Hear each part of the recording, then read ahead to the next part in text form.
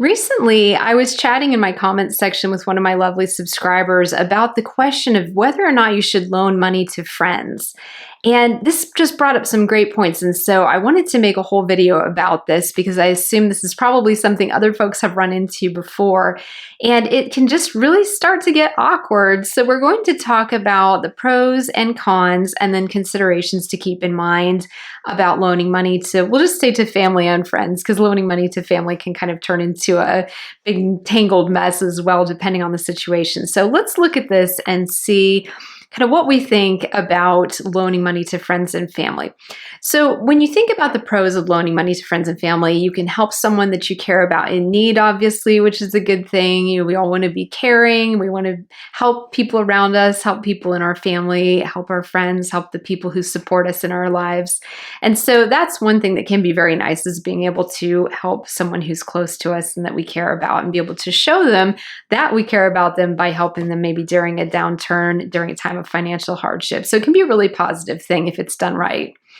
The second pro is you can really build trust and in your relationships, so that if it's done well, you can definitely be able to build a great relationship, make a good relationship even better, basically, because you're saying, I trust you with my lending you my money, and I trust that you're going to pay me back. We're going to talk a little bit more about how to kind of put some teeth into that trust as well, but it can really help to build your relationship with that person by, again, showing them how much you care about them during a hard time.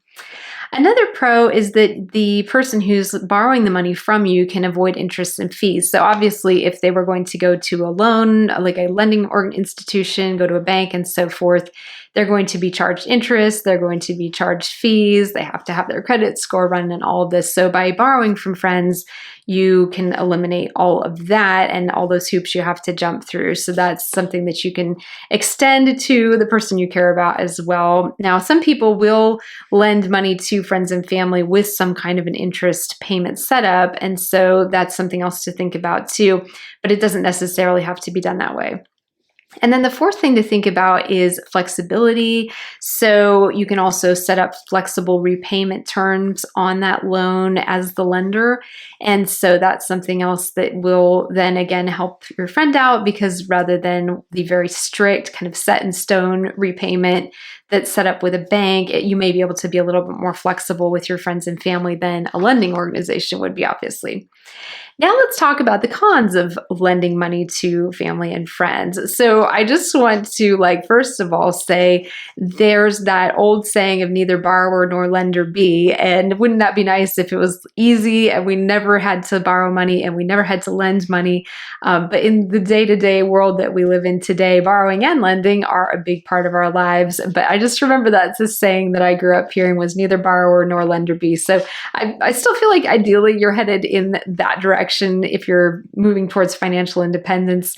But let's look at the cons of lending to family and friends. So the first one is risk of financial loss. So this is a big one because obviously it's hard to be able to really enforce the repayment of your loan, especially if it's somebody you care about. You're not necessarily going to go and be all mean to them, and if they don't pay your money back at all or on the timetable that you had discussed, so forth and so on. So that's something to think about, is that you could end up just kind of losing all that money, which is maybe not in your budget and really, really important to think about, because none of us want to lose money.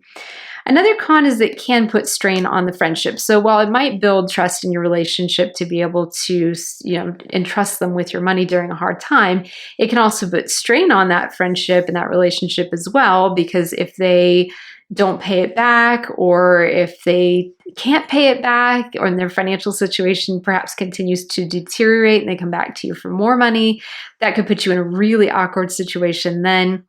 So it's really good to think through, how much are you willing to give to this person, lend to this person, and what's kind of your line in the sand where you're like, I can help you with this much, but that's as much as I can help you with. And I mean, this is also true with not just lending money, but helping people out in your social circle, in your family in general, is to be able to say, here's what we can do for you financially and otherwise during this hard time. And then here's where it's going to start to create financial or other type of hardship for us, and where we're not going to be able to be your best resource past this point. So it's always good to think that through for yourself too, if you've got a friend or family member going through a tough time financially.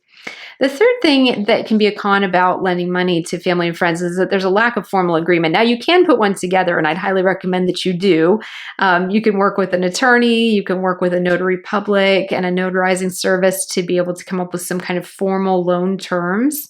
And if you want to charge interest, you can do that, but at a minimum, have some kind of an arrangement where if you're lending them a chunk of money, they're going to be making maybe monthly payments just like they would to their credit card or their bank. And set something up that's formalized, signed, and make sure that you keep copies and have everyone who's part of the arrangement sign it and know what they're signing on for. So that's really important to think about, is that if you don't have a formal agreement, it can be even more awkward. And then another con is that it can potentially enable poor financial habits in your family member or in your friend who's coming to you for money, because hopefully this is just kind of a one-off for them of having a difficult time, but you don't want to turn it into something where you're trying to be generous, right? With your family member, with your friend, you're trying to be very generous. You help them thinking it's kind of a one-off thing, and then they come back in another 6 months and they're like, oh yeah, like all the money's gone and now we need some more. And they get used to kind of coming to you for financial support rather than maybe leveling up their financial skills, leveling up their career skills, working on their personal development and their personal skills, maybe seeking out financial advisors and finance coaches who can help them. So at that point, it's really important to kind of point them to other resources. If you're running into somebody in your life who keeps coming back to you for more, rather than being generous to the point where it's going to put strain on your budget and on your family, you want to be able to point them towards resources that can help them and say, hey, I'm really sorry, we'd really love to help you, but we can't afford to help you anymore right now.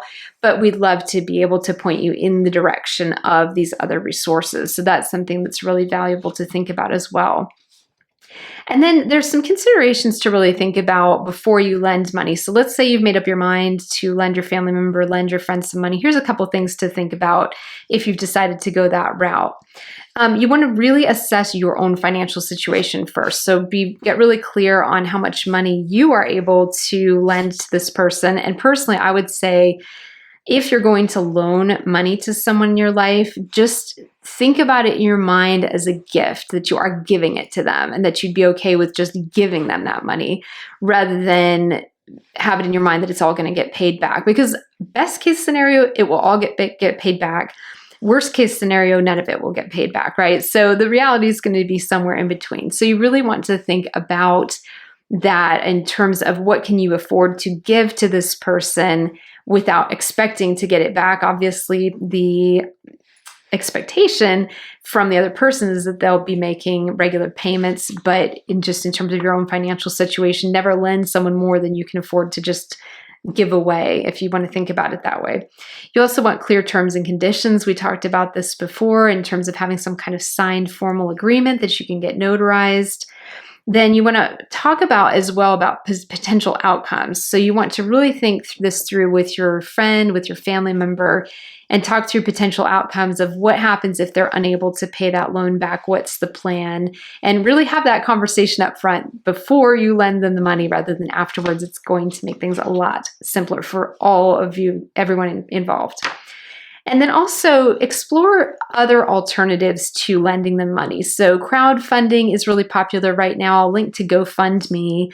It's a great organization that lets you set up all kinds of different fundraisers for individuals. So if someone has, say, a really massive health crisis, all of their family and friends and neighbors and everyone at work and everyone in their community can donate a little bit at a time to this GoFundMe campaign. And then everyone can come together in the community to be able to just give a gift to this other person rather than it being a loan. It's just a gift. It's something they can write off on their taxes as charitable giving.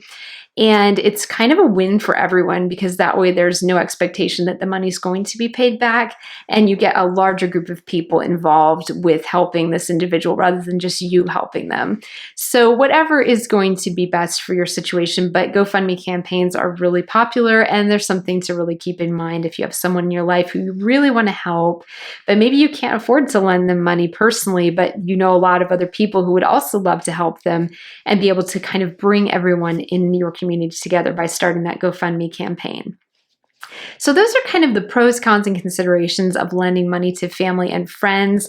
Let me know what your perspective is on this. I'd love to hear from you in the comments. And as always, if you have questions for me, personal finance questions, please let me know in the comments. I would love to discuss those in upcoming videos. And I will see you again soon in my next one.